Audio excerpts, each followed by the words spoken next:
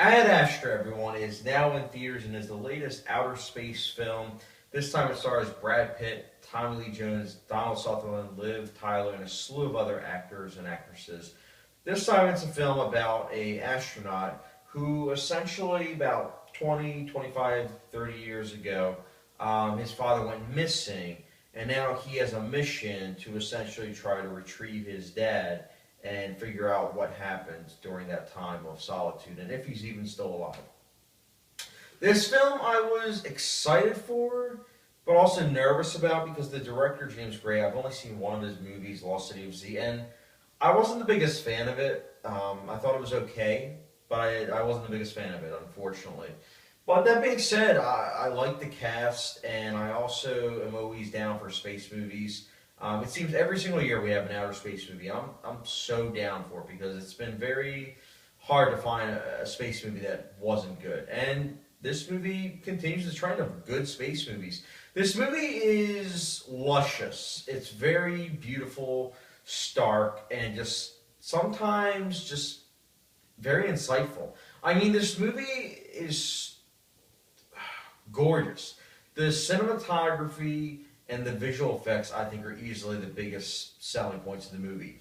There are some people that might not like the cinematography because they do utilize shaky camera work, but I think that it's so well utilized during the sequences of events where they utilize it that I personally was so down for it because it made me feel as though I was in the shoes of Brad Pitt's character, and I really liked that. Also, the visual effects are outstanding.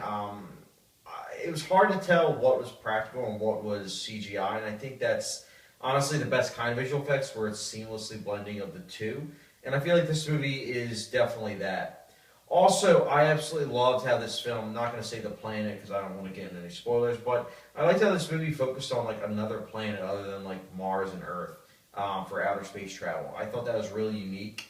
And I also loved the score of Max Mitchell. He did a really good job with the score. Sound design is also very effective, especially in IMAX during all the sequences of space travel. Really effective. The narration, I know a lot of people that don't like the narration, and I'm not going to lie, I liked it. I actually really dug it. It reminded me a lot of Brad Pitt, ironically, one of his other films, The Tree of Life. And if you haven't seen The Tree of Life, it utilizes a lot of narration, whilst at the same time showing beautiful cinematography. And Ad Astra did that as well. And I thought it worked. I didn't really feel as though it was talking too down to the audience, especially given that the character himself is so, I don't want to say one note because he does, and again, I don't want to spoil anything, but his character intrigued me. It always intrigued me. And with the narration especially intrigued me because I was always wondering why he had these thoughts and everything. And as the film progressed, I got to know him better and better, and I cared about him. And I think Brad Pitt's performance is just excellent. I think it's really good stuff. Something that easily Ryan Gosling, I could see him do this kind of performance as well. And, you know, he's done it many, many times before. But I'm glad Brad Pitt got a chance to do this kind of role because I think he did a great job at it. I also loved, it's going to sound strange, but I absolutely loved it's a positive and a negative. I liked the pacing with how it took its time during the second and third act because what it's essentially doing is the characters are isolated. They're in outer space. They have no one else to really turn to socialize. And because of that, because of the isolation, there's a lack of dialogue, there's a lack of like actions and drama.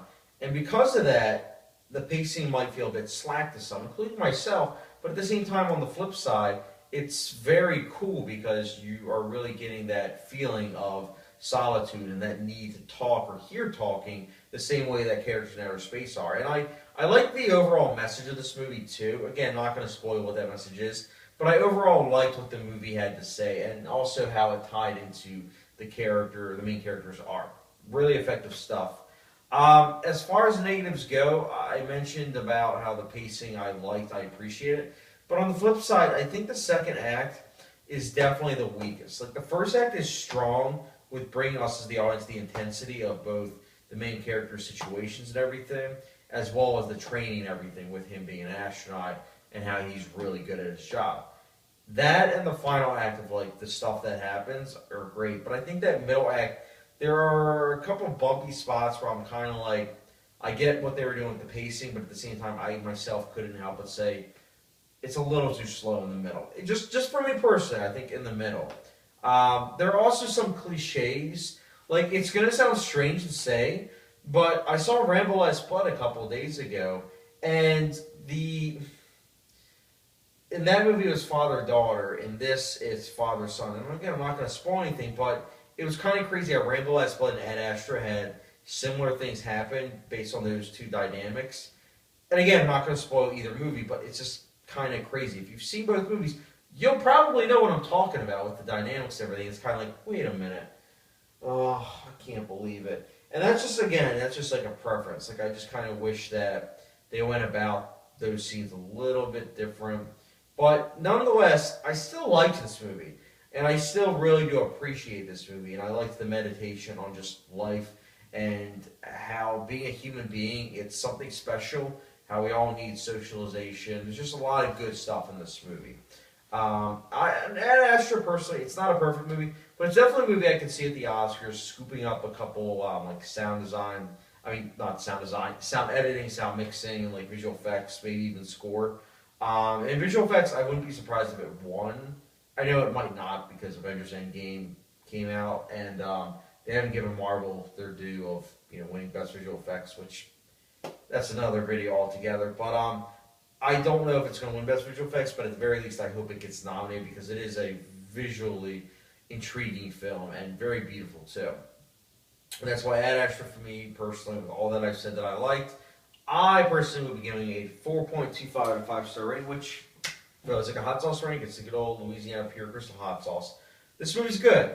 It's not perfect, but it is good. And I don't quite know if I can see myself rewatching it. I don't want to say right now, oh, I'll rewatch it, or oh, I won't, because there's some movies where that just doesn't happen, This movie, I'm not sure. I'm really not. I might, just for the visuals and the storytelling method alone. But if you're going into this movie, you don't know much about it, I'll just say this. It's like 2001: Space Odyssey meets Apocalypse Now meets The Tree of Life. And it's good. It's really good. So those are my thoughts on Ad Astra. What did you think about Ad Astra? Did you like it? Did you not? Let me know your thoughts in the comment section down below. And as always, don't forget the subscription, notification bell, and I'll catch you guys later.